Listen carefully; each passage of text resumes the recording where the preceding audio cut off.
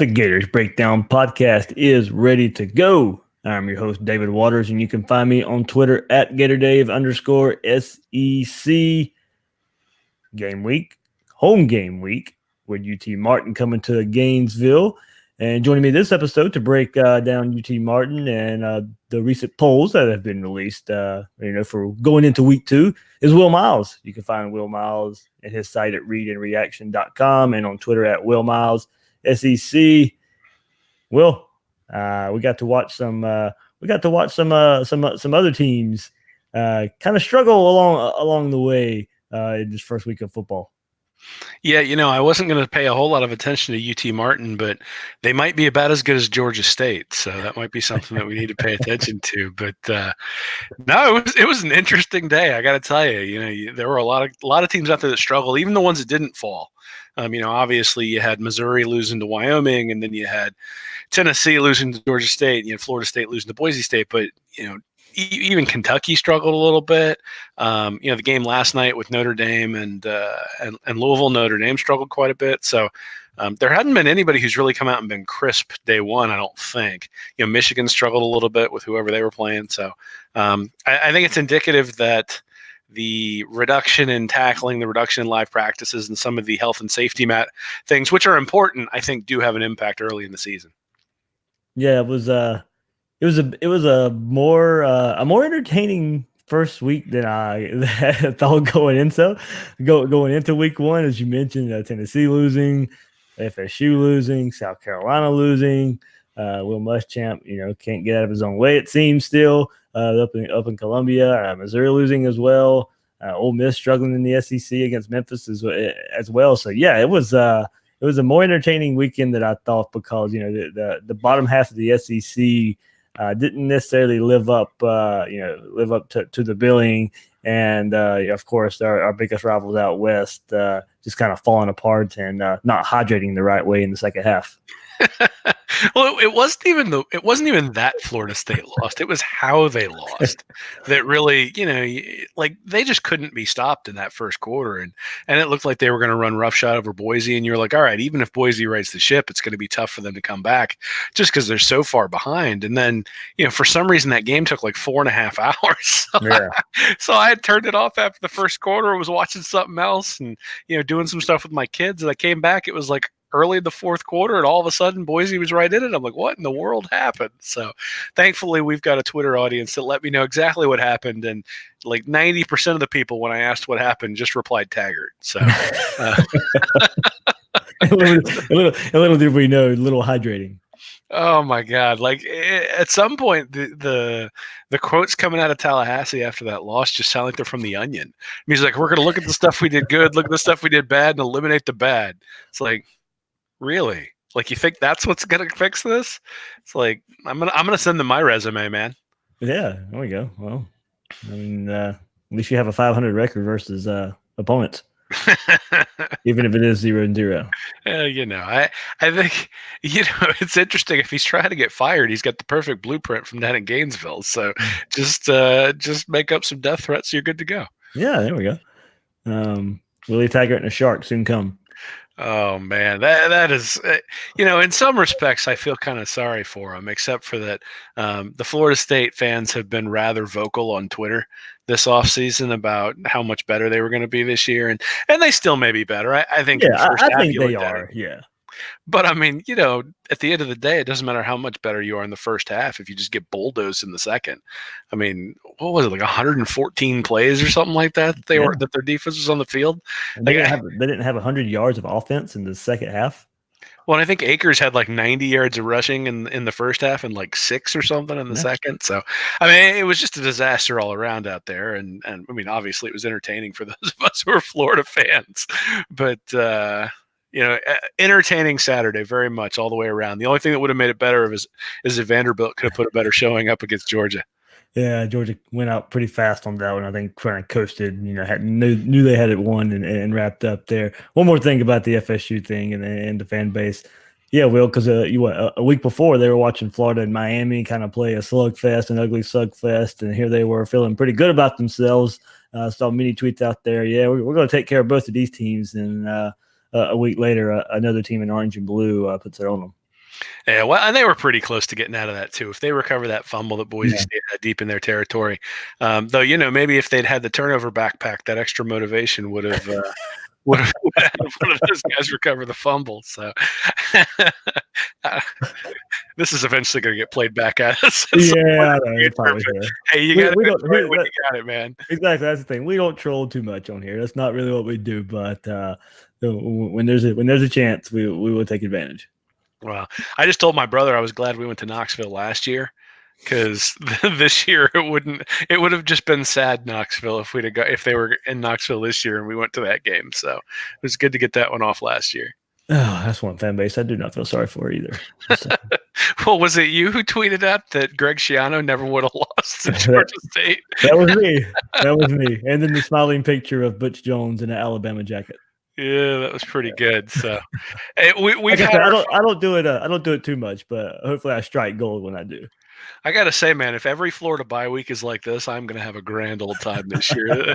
I had more fun on a Florida bye week than I've had in a really long time. So thanks to everybody. Thanks to all those rivals who fell on their face this week. That was great. Yeah, and got overconfident because of week one for Florida and all the boasting because we got to have a little bit of fun back. So, all right, we'll get into some Gator stuff, the polls that were recently released, and a little preview of UT Martin. Not too much to preview about UT Martin. This game's more about Florida, but what we want to see Florida do in that game. Before we get there, remember you can find Gators Breakdown on news4jax.com/Gators Breakdown. You'll find all the Gators Breakdown episodes as well as articles from the News 4 Jack sports team.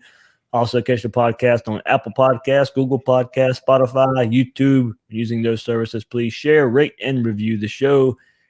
Go give us a rating. Go give us a rating on iTunes or leave a review on YouTube. All that stuff really helps us out. So thank you very much there. Follow us on social media, Gators Breakdown on Twitter and Facebook at Gators Breakdown if you don't already.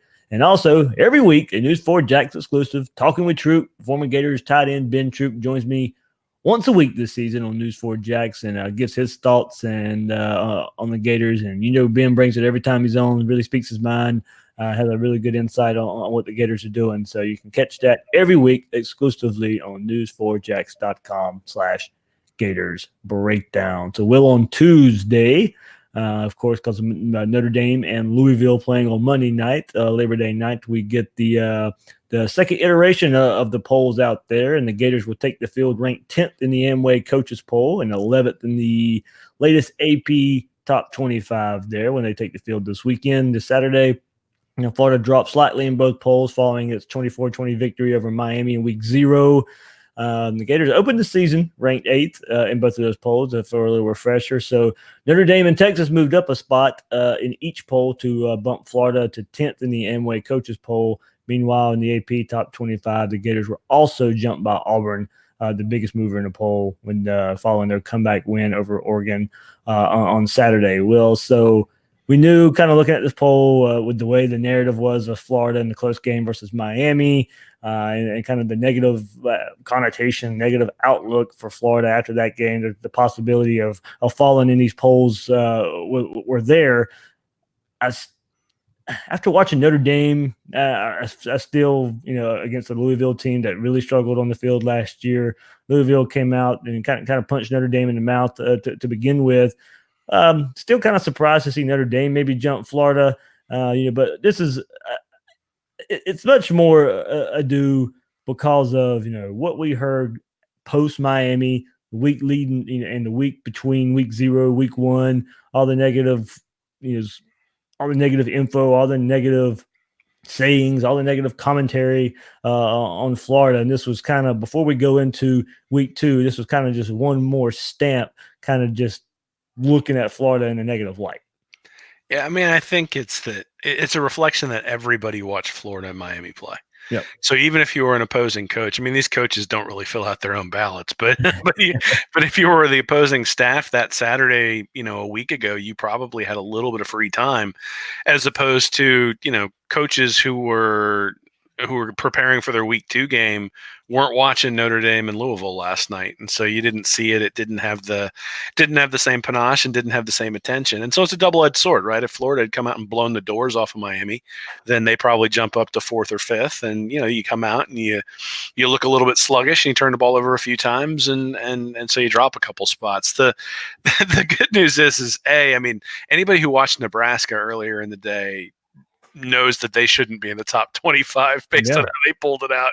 So, really, this is something where I suspect the polls are here for marketing at this point, this early in the year. I think there's a good reason why the playoff polls don't come out until later in the year, because right now you're just sort of moving around people based on what you see week to week, and that's not necessarily the best way to gauge opponents, or gauge the quality of a team. So, hey, Florida dropped a couple of spots. I know people are going to be upset about it, but at the end of the day, you got 3 teams in front of you that you get to beat. And quite honestly, as long as you don't have any losses, you'd love for them to stay up there in front of you until you come in there and whip them. So, if Auburn and Florida is, number 7 versus number 9 in a few weeks, great.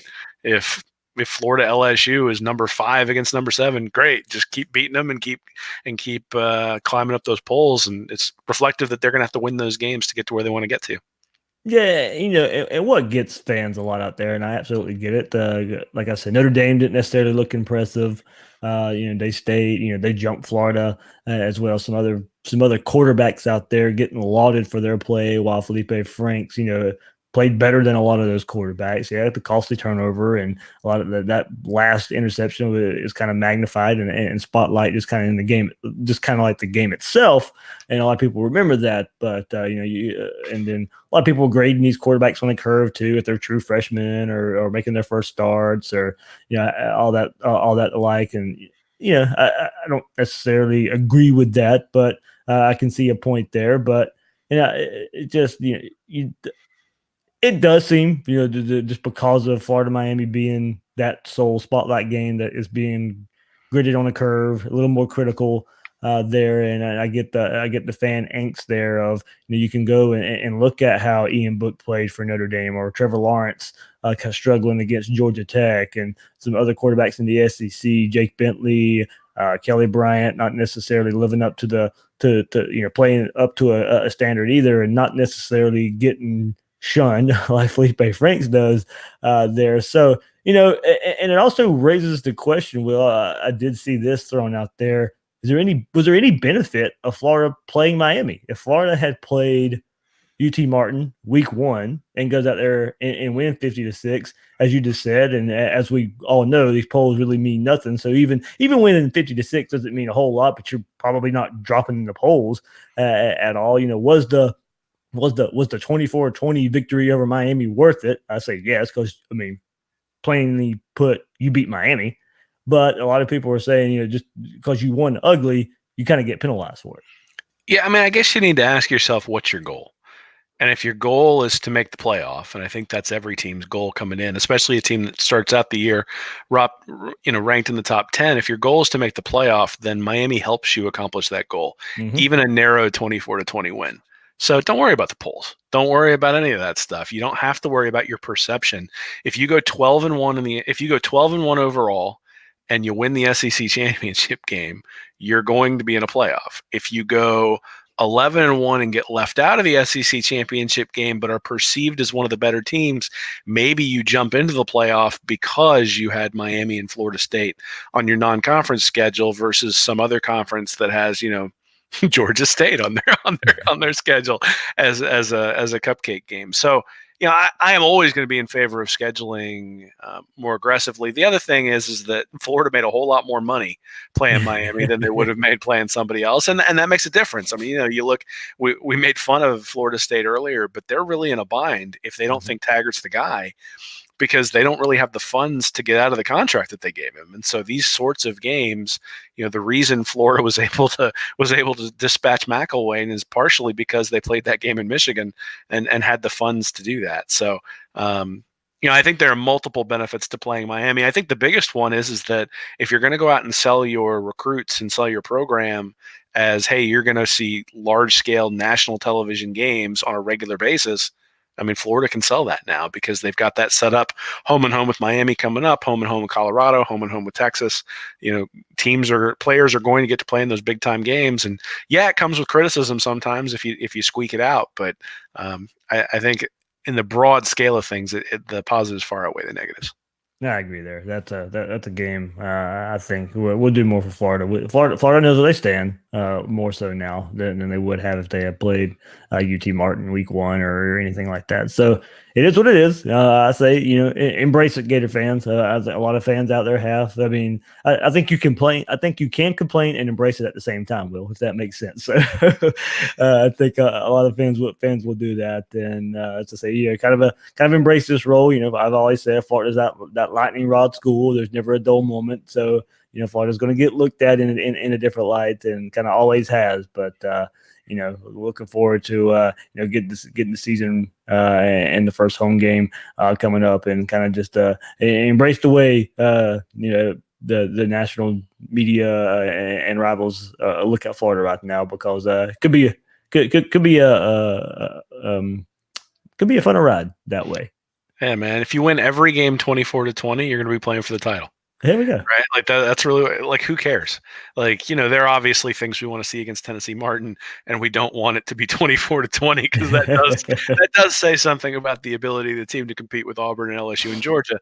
But, win every game and you got nothing to worry about. And so a win over Miami is a quality win. And it doesn't really matter where Miami ends up, though I suspect Miami's probably going to end up in the top 25 when it's all said and done. And non-conference win over a top 25 team when everybody looks at it and says, wow, they lost the turnover battle. And I think the committee is going to look strongly upon that. If Florida can manage to find a way to beat Georgia later this year, the Miami game may end up being the tipping point that gets them into a game that they wouldn't have otherwise gotten into. All right, there we go. We'll move on from the polls there into the first home game of the season. UT Martin comes to Gainesville, comes to the Swamp. We'll get the first 2 bits of the season, and the first since Mr. 2 Bits has passed away. It'd be fun to see the team come out of that tunnel at home. Absolutely, man. I mean, if you're somebody who lives around the Gainesville area, you only get to do this, 7-8 times a year. Maximum, depending upon what's going on. And it's a wonderful environment going out there and tailgating. It's great for kids if you've got them, and certainly for the students, it's one of the highlights, at least when I was there. And so being able to go to those games and being able to participate and being able to cheer on the Gators, regardless of who the opponent is always a lot of fun. Yeah, you're getting a cupcake opponent here, one you should beat. So a fun put points up style kind of game here, there for the Gators. And of course, everything going on with the hurricane this week, and a lot of people kind of having to stay inside, stay indoors for a couple of days to kind of stay safe, and traffic being a nightmare in some places. It'd be good to let loose a little bit. Yeah, well, knowing how we used to store up on provisions when a hurricane was coming back when I was in college, there should be a pretty lively tailgate out there, even though it's Tennessee Martin, because and it's a night game, yeah.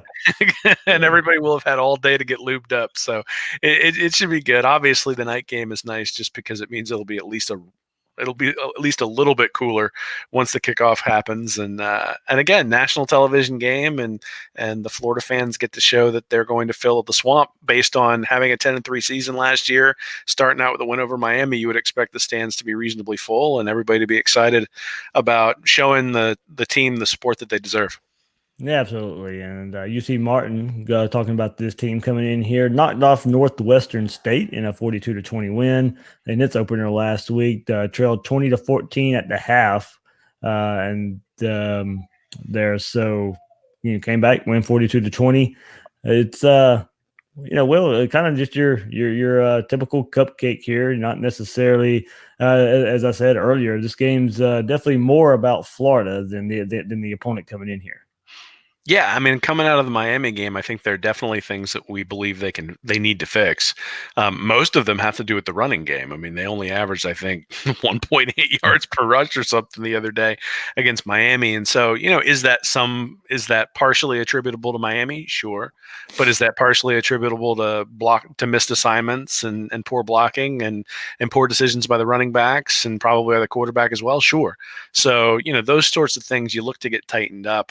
One of the interesting things is if you go back and look at the Cupcake games last year, so they played Charleston Southern to open up the year, and Franks threw 24 times for 219 yards, had a bunch of touchdowns, but that was really sort of a get him confidence type of game. Once they got to Idaho, they really opened it up and started throwing over the middle. That was something that we had looked at after the South Carolina game and noticed that they did in the Idaho game, really throwing down the middle, and then brought that out against FSU and Michigan a little bit to end the year. So I do wonder what kind of wrinkle they're going to practice in a real, in a real world environment here and sort of show. I don't know exactly what it'll be, but I suspect that there will be a couple of things they try out that you might be able to see, whether it's having both Malik Davis and LaMichael Pirine in the backfield, whether it's a little bit of Jacob Copeland in the backfield, not necessarily trick plays, but are they going to try some things that are a little bit, basically things that you wouldn't want to do for the first time in front of Kentucky or Tennessee or LSU? Are they going to try a few things? I expect to see them to do a few things, sort of add some wrinkles to Mullen's offense. Yeah, we'll get into what we want to see from the Gators here. Quickly, just kind of looking at UT Martin a little bit and what they were able to do last week. Quarterback John Bacchus, hopefully that's the way you say it there, Bachus, John Bacchus. It was 8 of 20, Will. So for 130 yards, 2 touchdowns. They also threw an interception. Northwestern State was able to pass the ball through the air a good bit on UT Martin. Northwestern State had 387 yards passing on UT Martin. UT Martin defense was better against the run at just 96 yards. So we'll get into looking at the team here, Will. But giving up 387 yards to Northwestern State, you would have to think definitely something the Gators and the wide receiver core and Felipe Franks could take advantage of. We'll get in kind of a position preview here, but you have to kind of look on the surface. The way, as you mentioned, Florida struggled running the ball against Miami a little bit.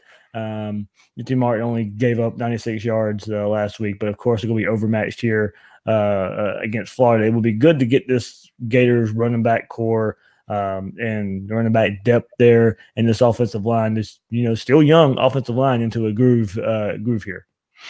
Absolutely. If you look at it, Northwestern State didn't run for that much, but they threw the ball 62 times. So actually 63 times because Epler, their quarterback, only threw it 62 times. But Tennessee Martin Peyton Logan ran for 149 yards on 13 carries. So certainly that's probably the guy you figure Florida's going to focus in on the defensive side of the ball, not necessarily Bacchus at quarterback at 8, like you mentioned, 8 of 20 for 130 yards. So not a huge threat through the air. But that's a different challenge than what Miami was presenting. Miami obviously was able to run the ball a little bit against Florida, but really struggled in terms of holding up in pass protection. I'm not necessarily sure that Tennessee Martin's going to worry too much about that. I think they're going to try to run the ball, and it's going to be a different type of challenge for the Florida defense. And then you go the other side, and it's like, at this point, you've got the better athletes. So there's really no excuse. You need to be able to run the ball. You need to be able to run the ball pretty extensively. And, I look forward to seeing Florida try to do that. I think Mullen and Hevesy probably learned some stuff about their offensive line and their tight ends in the game against Miami, and I expect them to make a few adjustments in terms of how they decide to run the ball.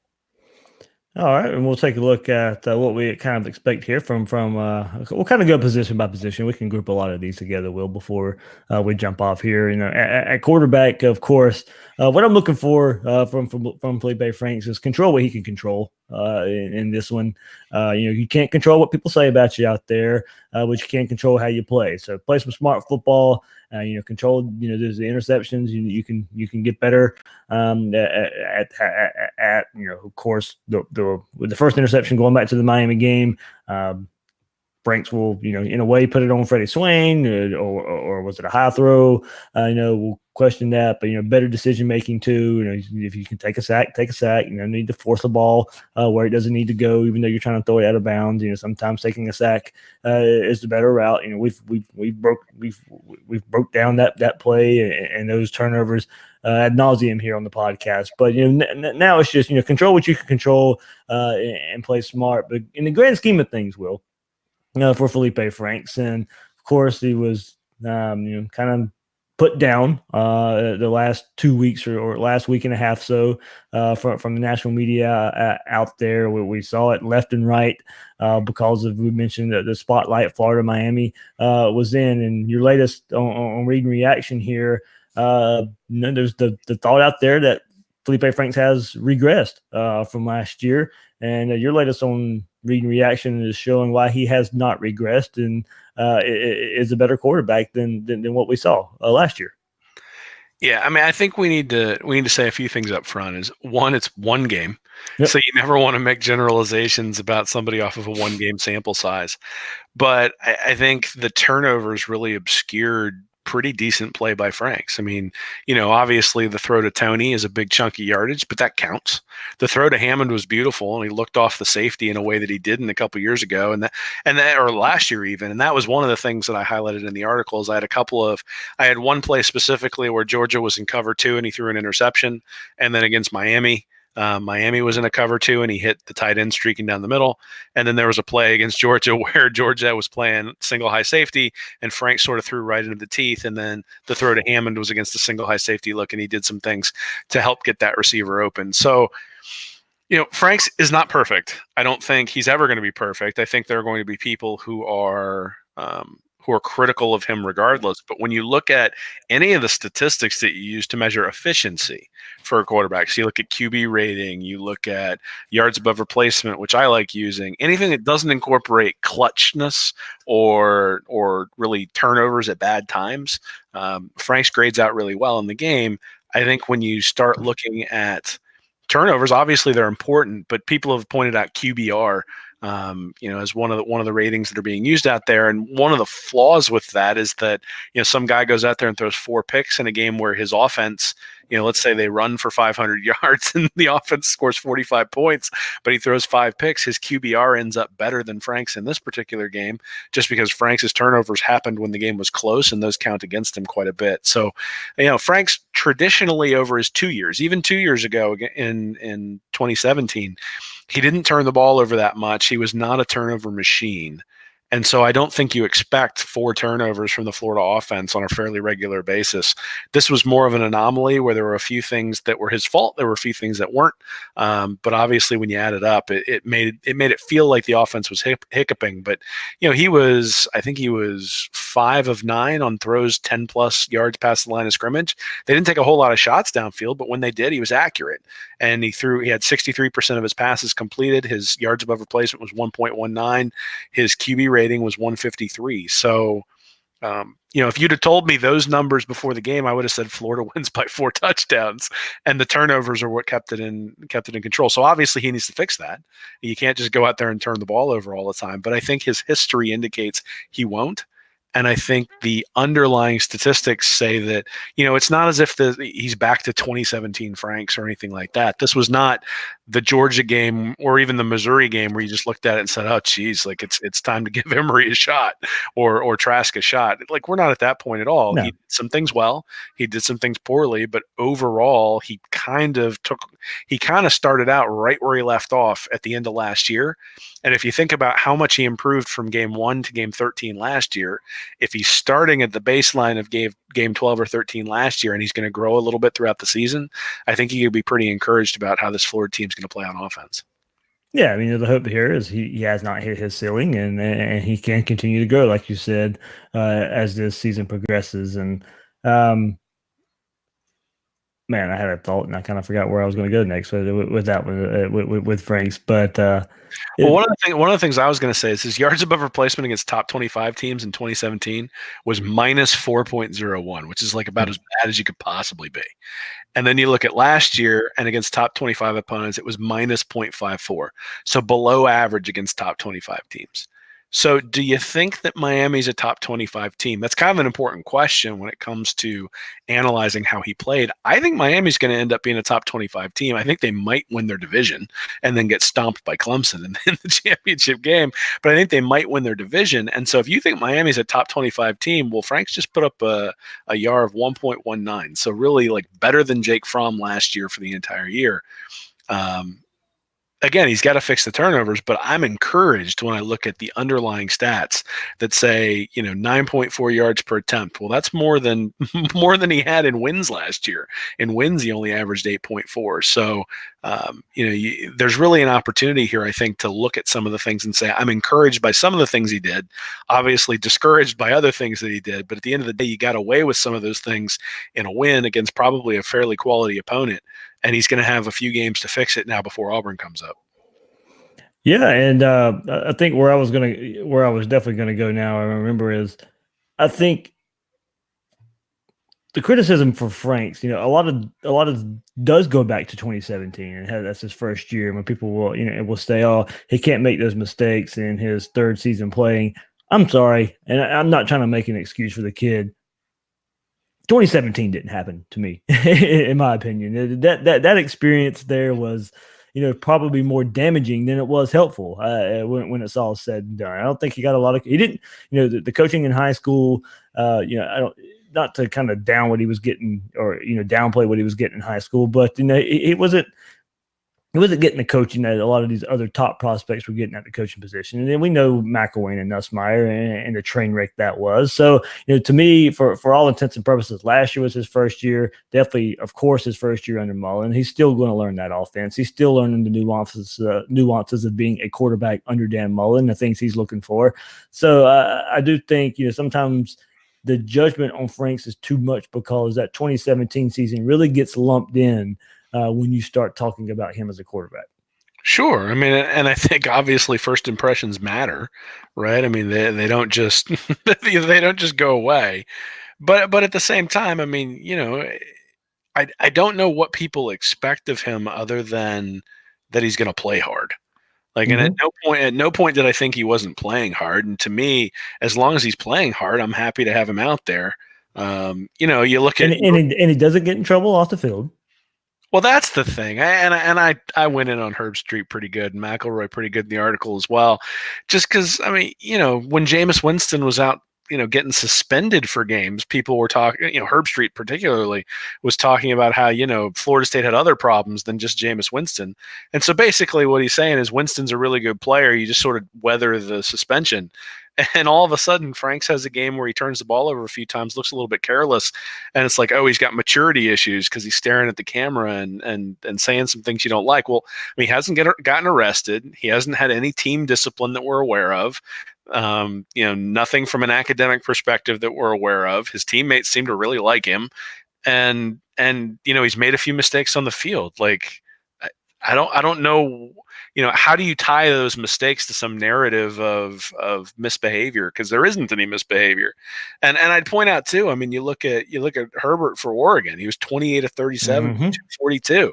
So that guy's a senior. He's been in there forever. How did he not put his foot on the throat of Auburn and in that game? So it's an unfair standard. Franks is always going to be put to the standard of Tebow and Werfel and in some cases even Grossman and Spurrier. And I don't know that that's necessarily a fair way to analyze them, particularly when you look at the teams that Werfel and Tebow had a lot of talent around them. And you look at this one and say, frontline talent, yeah, maybe it's there, but the depth isn't necessarily there. And certainly from a recruiting perspective, compared to Urban Meyer's teams, the talent isn't the same. So, I think first game, he made a couple of mistakes. Grossman threw a few interceptions. Werfel threw a few interceptions. Even Tebow threw a few interceptions.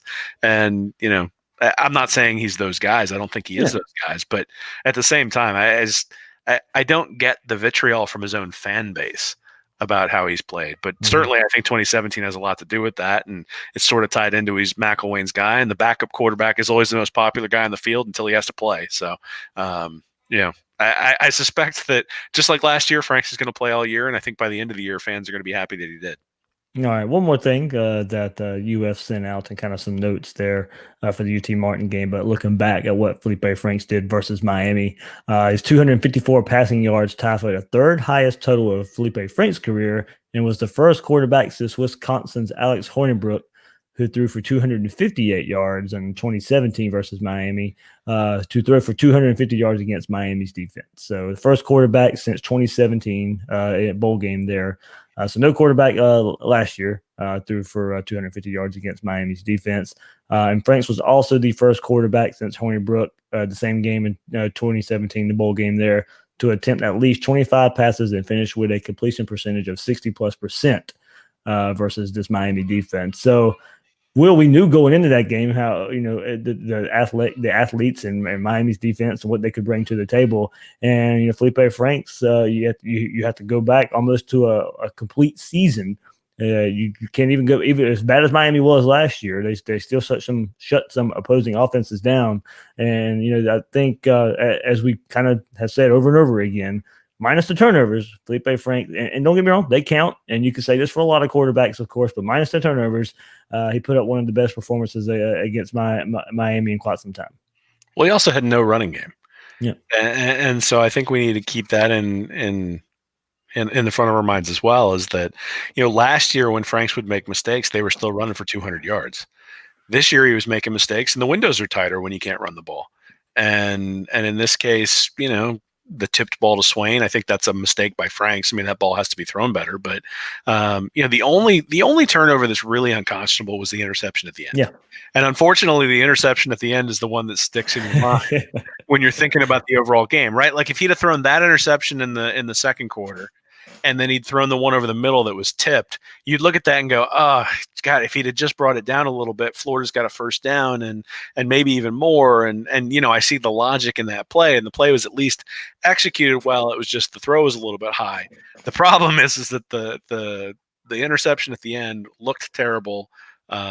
You thought they were going to come out and run the ball, and they didn't. So there were just a lot of different things that went wrong there, and that's what sticks in your mind. So Franks is going to have to come out and erase that from people's minds, and certainly UT Martin should help that, I would imagine. But end of the day, this game isn't going to be a referendum on Felipe Franks. That referendum is going to come against Auburn, against LSU, maybe not against South Carolina anymore, but then against Georgia. And by the time we get through those 4 games, we'll know what we think of him. I just think you never want to gauge somebody's performance on one game at all. And the biggest thing that we can ask for from Franks is to be consistent. And I think in terms of his ability to read defenses, he is getting better. I think from the turnover perspective, you want him to be, I guess, inconsistent at this point and stop the first time. But, again, if he had been a turnover machine throughout his career, I'd say, okay, this is the same old guy. He turns the ball over a lot. That just hasn't been the case. I mean, he threw a bad interception against Georgia last year, had a bad fumble down by the goal line. Other than that, I don't really recall back-breaking turnovers from him. And I expect that's probably how things will progress this year as well. All right, we'll continue here looking at the quarterback position before we move on to some other positions here. When I say play smart football, that goes for Felipe Franks and the other quarterbacks too. Kyle Trask and Emory Jones, I expect will play some of this game. Maybe complete second half. Maybe one gets a quarter each. I expect Florida to be pretty. Be up pretty comfortable in this game when halftime rolls around. So it will be good. I think I'm pretty sure we'll see Emory Jones. I don't know about Kyle Trask. We'll see how the depth chart works out there. There is an or of Kyle Trask or Emory Jones as far as the depth chart goes that Florida releases. But I expect we'll see both quarterbacks there and see them that duo there play good as well and play smart.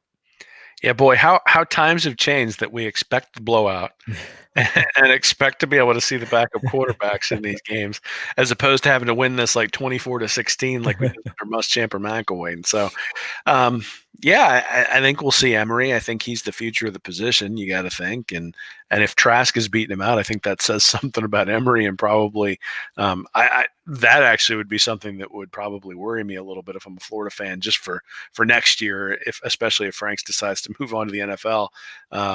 That you really want Emory to be able to step in, and so he's going to have to get some experience in this game, and I expect that to happen. I actually expected there to be a couple of Emory packages in the Miami game, and maybe with the turnovers they didn't have an opportunity to bring that out, but I expect that they'll at least have some packages for him in this game, and we'll get to see what he can do in in more action, because obviously last year he got 4 games in, but this year they don't have to worry about saving him for games later in the year. And so, I think we'll see quite a bit of him this weekend. Yeah, before we move forward, you just mentioned the 4 games here, and as we look at these positions here, I think that's very important to remember is that 4 game redshirt rule, because I think in games like this is where you're going to see some freshmen kind of make their appearance, because Florida doesn't have 3 cupcakes this year; they only have 2. Would play Miami out of conference, so I think you'll definitely see some of these true freshmen making kind of making appearance in this game. So we'll go to running back. What I want to see here is play smart here too. P. Ryan and the Franks mesh fumble. They're about to score versus Miami. The Malik Davis fumbled pitch as well. And also, I want to see you hit some big runs as well. I want to see some big runs from these running backs. We know that the potential there is to hit some. So I don't think we'll see a whole lot of Michael P. Ryan this game. You'll see go back to kind of the springtime. Florida knew what they had in Michael P. Ryan. They let him rest a good bit, not take any unnecessary hits. And I think this will be the same formula with these cupcake games too this year. Michael P. Ryan you won't see a lot of, but you'll see Malik Davis, you'll see Damian Pierce, and Iverson commit Naquan Wright, I think, making an appearance in this game as well. Yeah, well, this is also, I think I mentioned earlier, one of the ways maybe you see Jacob Copeland get the ball in the backfield. Mm-hmm. It's an opportunity to throw some wrinkles out there to make people prepare for stuff that's on tape. That you don't necessarily want to run later in the year, but you want people to know that you've got it. So maybe that's something that we see a little bit too. But sure, Clement and Wright and Pierce and Davis. I mean, I think Davis more than anybody. Yeah, probably the guy I'm looking at. He didn't look like he had a whole lot of rhythm against Miami. He looked a little bit tentative. Obviously the fumble sort of puts you in that frame of mind, but. You wonder whether he was a little bit tentative coming off of his injury last year and whether you can get him going in this game. So that's probably the one guy I'm looking for, because if Florida can get Malik Davis to be a really, really solid backup or an explosive option behind P. Ryan, that really helps them moving forward.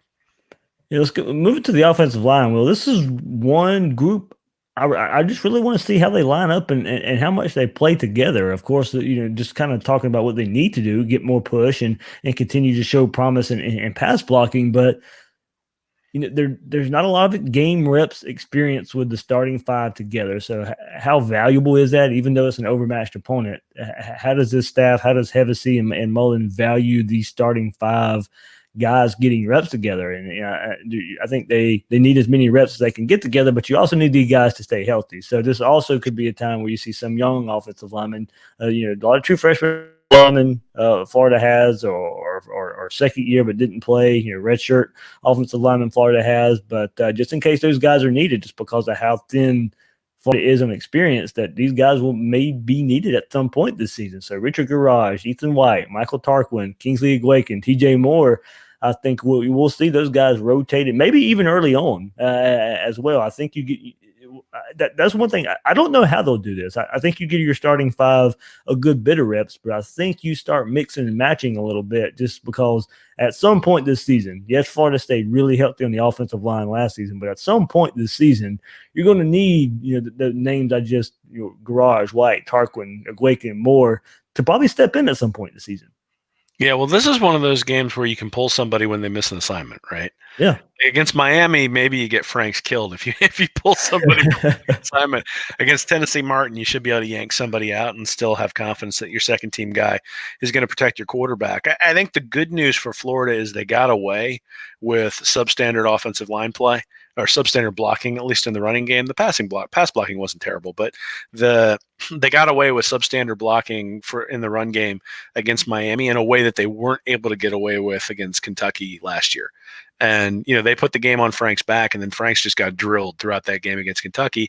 And they were able to keep him pretty upright against Miami, which I think is a good sign for the offensive line moving forward. I expect the second team to get an awful lot of play here. I think the biggest thing you want to come out of here with on the offensive line is health. Are you really going to be able to build a whole lot of cohesion that you haven't been able to build before the Miami game? Maybe you want to see those guys go out there and show you a few specific things, but beyond executing and saying, hey, we're physically dominant, let's go out and execute, hit the right blocks, have the right assignments, hit combo blocks and get to the linebackers, those sorts of things. I mean, once you start doing that, then it's like, okay, get the second team in there and get the second team quarterback in there and move the ball with those guys, because obviously you're going to need to know what they have, and at some point somebody's going to get an ankle rolled up on, or whatever. There's going to be some sort of injury. You're going to need somebody to step in, and this is a good time to figure out what you've got and who you're going to put in that spot. Yeah, and we'll extend that thought to the tight ends, Will, in your recent article as well, detailing the offense and Felipe Franks. You also detailed some places that the tight ends really struggled in run blocking, missing some assignments there. Florida has a lot of guys that can play at that position, but as a group, I guess you could say they struggled blocking too. But and they got to get better there, not to necessarily give away certain plays. We know Kyle Pitts can maybe split out wide some and play some receiver as well, but to kind of keep the same personnel and on the field and not give away plays, you need to be able to slide him toward the line of scrimmage as well and hit some blocks. So he had a nice pass block there on a deep downfield pass from Franks to Hammond, but we've got to see, especially in the run blocking where they need some help, these tight ends have got to step up. Yeah, I mean, I showed plays for the tight ends, but you could have picked plays for the offensive linemen missing things as well. I mean, it was a team effort to only run for 50 yards against Miami, believe me. And like I said, I thought the pass blocking was actually pretty decent for the game. So I think there are some things you can build on there, and specifically the tight ends being able to hold up in the pass blocking as well. But yeah, I mean, you want to see your tight ends be more physical at the point of attack. Keontae Lewis did a really good job of that last year, but obviously he wasn't the threat in the passing game that Pitts is. So you're giving up a little something when Lewis graduates, but you're gaining something with Pitts coming in there and his ability to catch. So I think at the end of the day, what you want to see is growth from game 1 to game 13. So if you're really looking at the run game, you're not going to be able to tell. It's not the same team as playing against Miami, but I think you can tell whether the effort is there, whether guys are getting blown back into the backfield, those sorts of things. And you should be able to tell that pretty early on.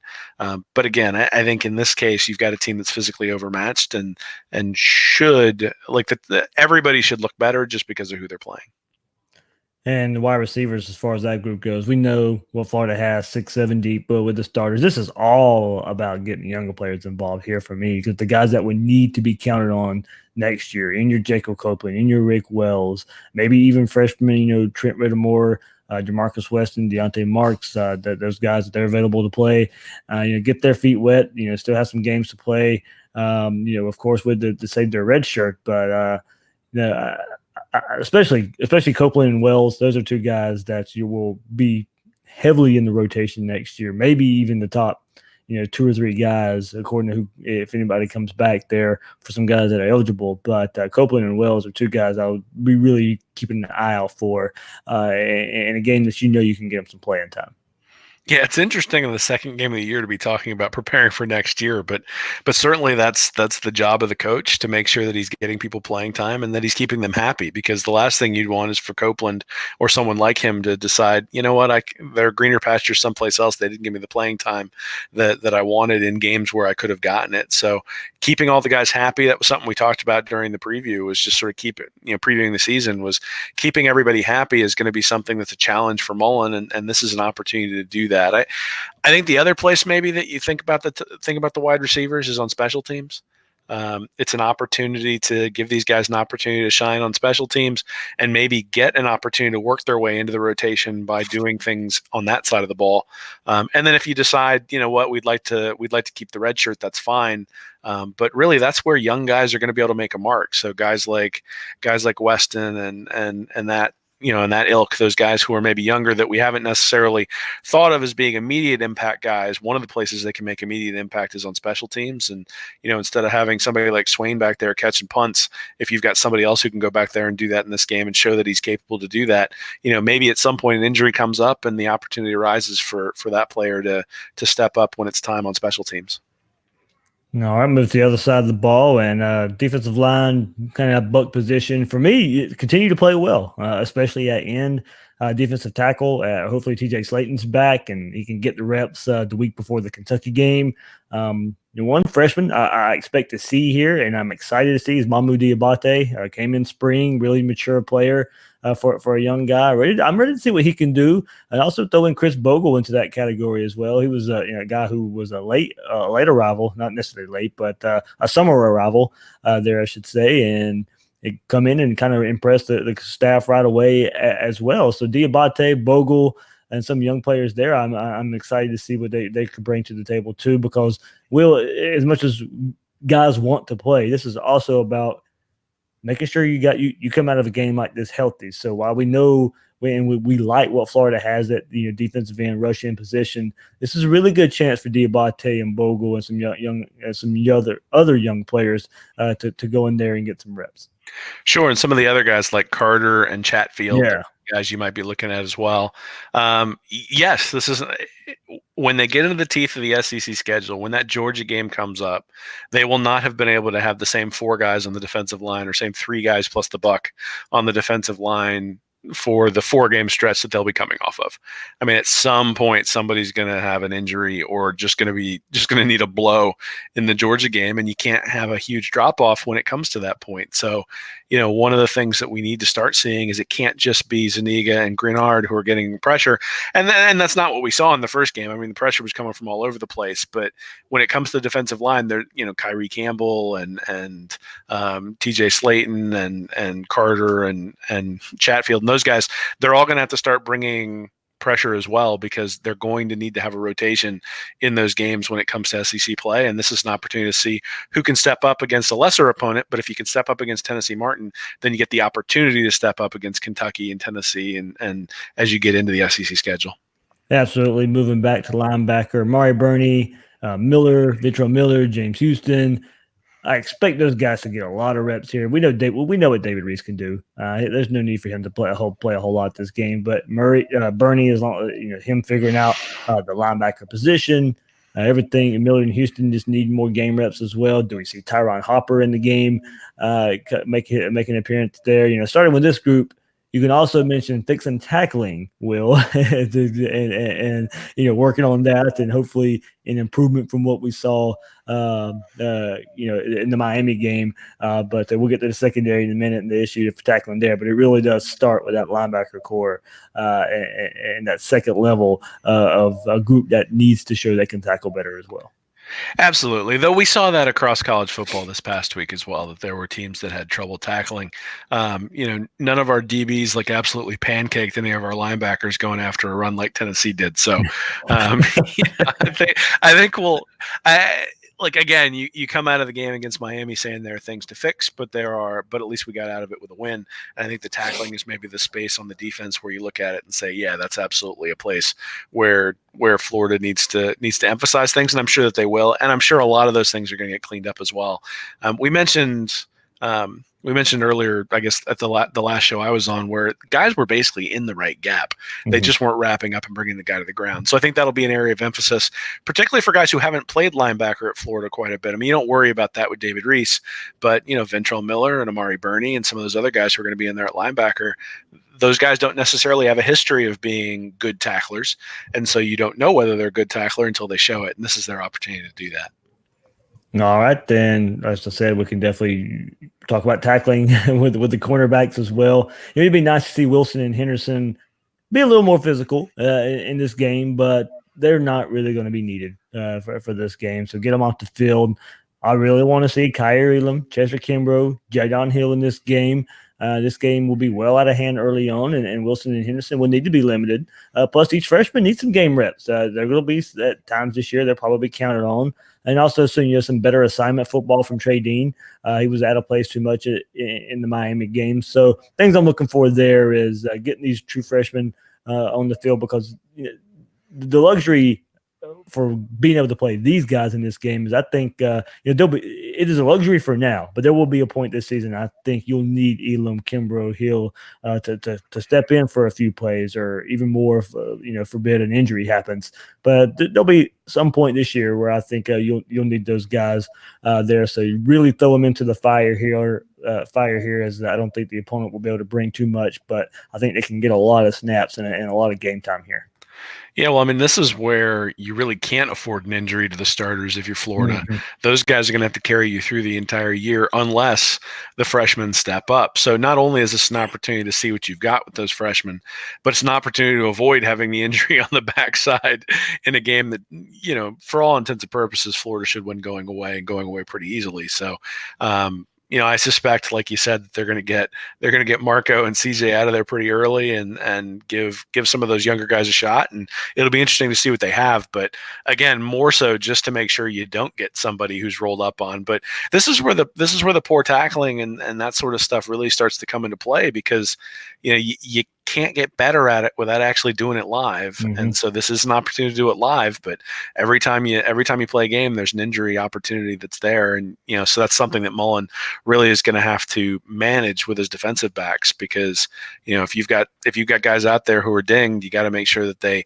use the bye week and then this week as an opportunity to get healthy. And I think maybe that's one of the things that's a positive coming off of the week 0 game, is that you have a week to recover before you then go play Tennessee Martin. So everybody coming in should be pretty fresh, shouldn't have nagging injuries and those sorts of things. And so I think from that standpoint, we should see a better tackling performance. Yeah, Mullen did mention that when going back at the press conference after the Miami game, I was saying how they did take it a little, more, not as physical in fall camp, because he didn't want to get injured. So some of the physicality wasn't there as far as tackling goes. So this is another game situation where you can kind of fix that. Of course, safety, another place that needs to improve in the tackling department. No idea the status of Brad Stewart. I wouldn't necessarily expect him to play until we actually see it. But Sean Davis needs improved. He needs more playing time from the Miami game. Steiner and Taylor need to improve their tackling and pursuit. Perhaps we see more Quincy Linton here. This is something I'm really looking for. Maybe even some experimentation this game back there at safety with either Dean or Bernie back there to help out in certain situations at some point this season. Yeah, that may be something that they do, especially depending upon the strength of the freshman that you mentioned earlier at corner, right? That if you can bring somebody like Kimbrough in and have him play the star, then you can move Dean someplace where he's playing more of a hybrid safety role, and that's sort of how he was recruited anyway. So sure, those things exist, and one of the things that Mullen and Grantham have talked about is having versatility. I do think that we need to look and say, okay, other than the missed tackles, were there any really giant plays for Miami that the safeties gave up? There was the one to the tight end for the touchdown at the end of the half that I can remember, where the safety was out of position and then missed a tackle. But beyond that, the big explosive plays for Miami were just everybody was in the right position and didn't bring somebody down, and whoof, there he went. So that again, I think indicates that the physicality of the spring practice or the fall practice that you mentioned that Mullen was talking about. I suspect that they ramped that up in the off week and made sure that everybody understood that that's not acceptable. And I think the safety play will be better just because of that. I mean, these guys are not Sean Taylor back there, but they're also not chopped liver, and I think they'll do a pretty decent job now that they've got a game under their belt. All right, that's what we're looking for as the Gators take on UT Martin as they travel to the Swamp for game 2 of the season here. Will, before we go, I think we have to talk about that. A pretty big commit for the 2021 class. Then Clinton Burton Jr., highly rated player here for the 2021 class, rated at 94.66 on the 24/7 Sports Composite, the 137th ranked player on the composite as well. Comes from St. Francis Academy up in Baltimore, Maryland. As I said, class of 2021 had offers from all the big schools. Alabama and Clemson were very interested in getting his services as well. And 24/7 Sports has a little evaluation of him here.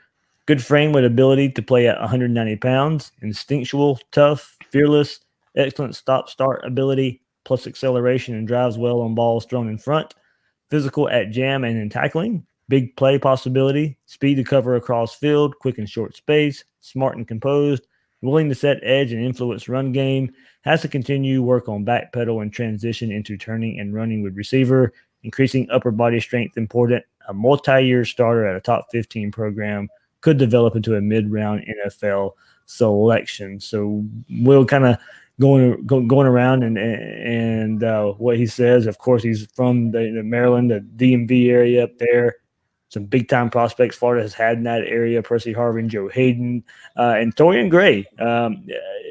Since his return to Florida, has been a pretty instrumental in recruiting so far and going and getting the big time cornerback athlete here for the Gators for 2021. Yeah, I mean, anytime you can bring in a guy who's 137th ranked overall nationally, it's a big deal. I think holistically, you look at where Florida is for the 2021 class, and it's pretty encouraging.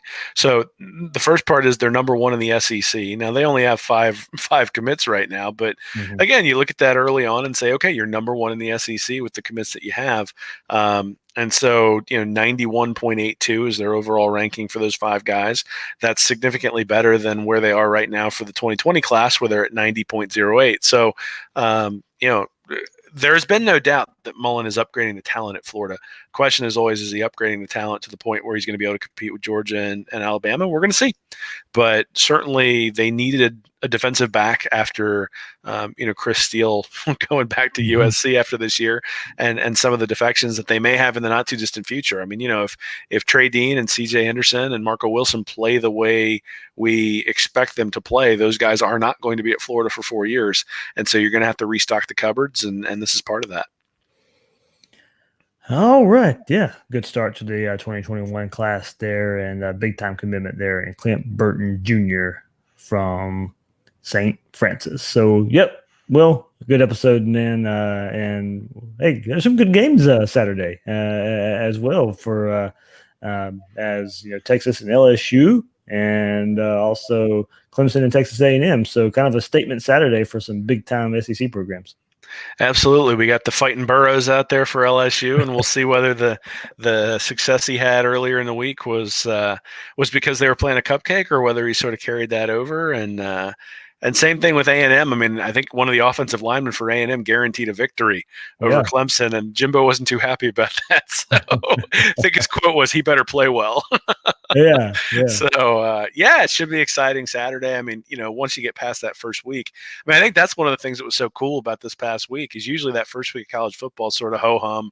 Ohio State's up by 60 at the end of the first quarter, and, you got maybe one marquee game, and then the rest is just sort of cupcakes galore. And the cupcakes kind of struck back a little bit this week, particularly against the SEC, made it much more interesting. And now we're heading into the teeth of the schedule for some of these guys, and it's about to get interesting. Yep. So a quick rundown of what the Rivals and the SEC is doing here. We have West Virginia, Missouri. So it'll be interesting to see if Missouri can bounce back versus Big 12 West Virginia. That game's at noon. Also at noon, Charleston Southern and South Carolina breaking in a new quarterback. Ryan Helinski taking over for Bentley there in his injury. Also at noon, Vanderbilt and Purdue on the Big Ten Network. So see if Vanderbilt can bounce back from that Georgia loss. 3:30, Texas A&M and Clemson on ABC. 3:30, Southern Miss, Mississippi State, ESPNU. 4 o'clock, New Mexico State, Alabama, SEC Network.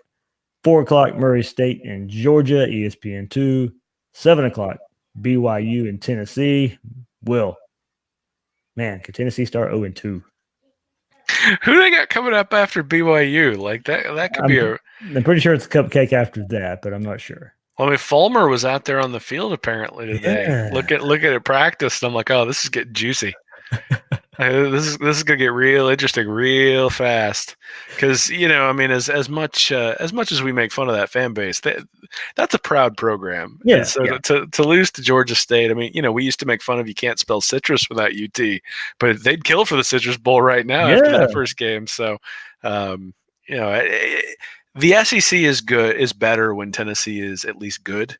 I don't necessarily. I obviously never wanted to be better than Florida, but people are asking this year whether Florida Tennessee is even a rivalry anymore. Yeah. And at that point, okay, we've beaten the dog hard enough. Like at this point, let's let them get up and maybe beat Georgia every once in a while. But it's funny because the Butch Jones era, we made fun of him, and obviously Tennessee fans didn't like him by the end. But you do wonder if that's what, in this era of college football, if that's sort of what Tennessee's going to be able to squeeze out when you've got Saban and Kirby and all those guys sort of pulling from those fertile recruiting grounds where they used to go get guys. They can't really do that anymore. So, Yeah, man. 0-2 after a game against BYU. It will be an interesting dynamic. We'll have to definitely check out Clay Travis on Twitter and see what his reaction is. Because after the Georgia State game, it was pretty good. Oh, I gotta go back and look at that. I didn't think about him with that. All right, quickly, we're running down the rest. LSU in Texas, 7:30 game on ABC. 7:30 as well. Tulane and Auburn on ESPN2. 7:30 UT Martin and Florida, of course, on ESPNU. 7:30 as well. Eastern Michigan and Kentucky. And also at 7:30, Arkansas and Ole Miss, SEC Network. Florida State will play Louisiana Monroe at 5 o'clock, and I believe Miami and North Carolina this weekend. So another Miami could start 0-2 as well with a conference foe and Mike Brown.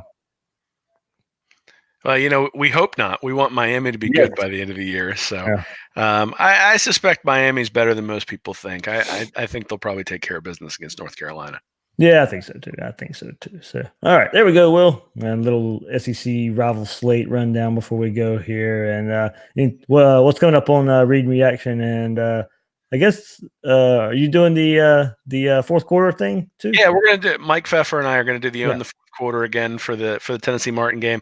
It was actually a lot of fun to sort of react as the game was going on. When I went back and re-listened to it, it was interesting. So we're going to post that on SoundCloud if people are interested in taking a listen to see what's going on. And then certainly, what's it called again? We all think it's called Own the Fourth Quarter. So what we're doing is we're watching the fourth quarter live and reacting with the fans. So the fans have the opportunity to call in and either comment in the chat, or we'll even put you on live and let you talk a little bit too. So check out, if you just subscribe to Read and Reaction, you'll get emails that give you updates on it. And certainly we'll probably be flipping between the Tennessee Martin game and the LSU game, but but if nothing else, we can talk about what the Florida game means in the grand scheme of things and sort of where things are going. But it was really fun during the Miami game because you're sitting there in the fourth quarter and it was sort of nerve-wracking and everybody's freaking out and all those fumbles at the end, and sort of got to hear Mike and I react to that, and then also the fan the fan discussions